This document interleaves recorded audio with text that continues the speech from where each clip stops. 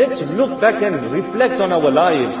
Look at our fathers, look at our mothers. What do we see? Two people who it was their duty to do everything for us? Two people who are always supposed to be at our beck and our call? Or is it two individuals that gave their lives for us? Is it two individuals that have done everything to secure our future? Is it two individuals that have grown old, spending all their resources on us? Parents are such that they will sacrifice their necessities to fulfill the pleasures of their children. How many a child will sacrifice his pleasure to fulfill the necessities of their parents?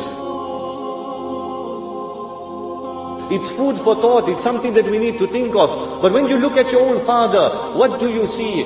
Life would have been so much more simpler if every man only worried about himself. But parents are such that they build their lives centered around their children. Every step of the way, in my earnings, I got to consider my children.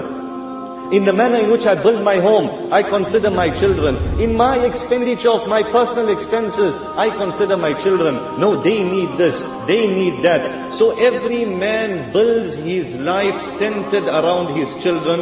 How many a child will build their life centered around their parents? Why is it that we don't consider them every step of the way as they consider us every step of the way? So when you look at your own father, did you ever ask yourself a question? How did this man grow old? How did that back become hunched? Did you forget how he worked day and night so that food could be in your stomach? Did you forget how he worked day and night so that shelter could be over your head? Did you forget Allah's ni'mah? Did you forget Allah's bounty?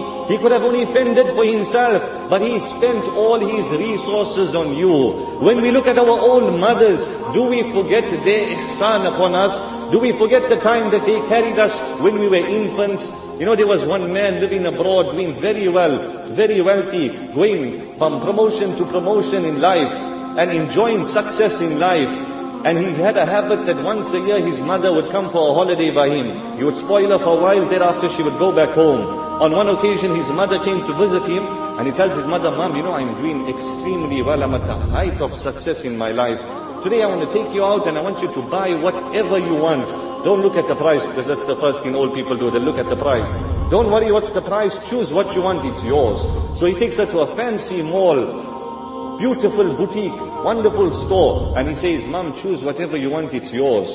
So the mother gently browses, she finds something that fancies her and catches her attention, and she says, Son, this looks nice, maybe I'll take this. So the son says, Mom, put it on, let's see how it looks, I want you to try it on, I want to see you wearing it. She says, no, leave it, when we go home we'll sort it out. He says, no, Mom, I want to see how it looks now, let's go, put it on now. So his mother goes to the fitting room and she puts the dress on. And she emerges from the dressing room and she's having difficulty to tie or to button one of the buttons at the top of the dress, to clasp it, and she's having difficulty. So the man looks at his mother from afar and he sees that she's wearing this beautiful dress. But then his gaze falls on the hands of his mother, old and frail hands, battling to tie one button, battling to put one button on. And he looks at those fingers and he looks at those hands, and the world freezes before him. And now he runs down memory lane in his mind, and he thinks to himself that these were the hands that fed me. These were the hands that bathed me. These were the hands that picked me up when I fell. These were the arms that I ran into when I was sad and when I was upset and when I cried. These were the hands that wiped my tears. These were the hands that carried me and picked me up when I fell down. There was a time in my life when there was so much of strength in these hands. There was a time in my existence when these were miracle hands. They could do anything. But today these same hands cannot close one button. So tears begin to flow from this person's eyes. He goes forward, he gently takes the hands of his mother in his hands. He kisses the hands of his mother and he says, Mom, how can I ever thank you for what these hands have done for me?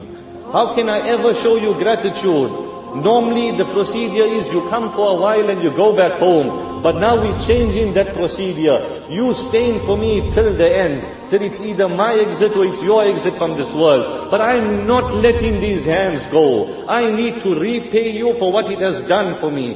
When was the last time we thanked our parents for what they've done for us in life? They're not waiting for your thanks, but it's your duty. When was the last time you said, oh my father, how can I ever thank you for what you did for me in life? The whole world will be in competition with you. The whole world will want to surpass you in life. But the only people who will support you to surpass them in life is your parents.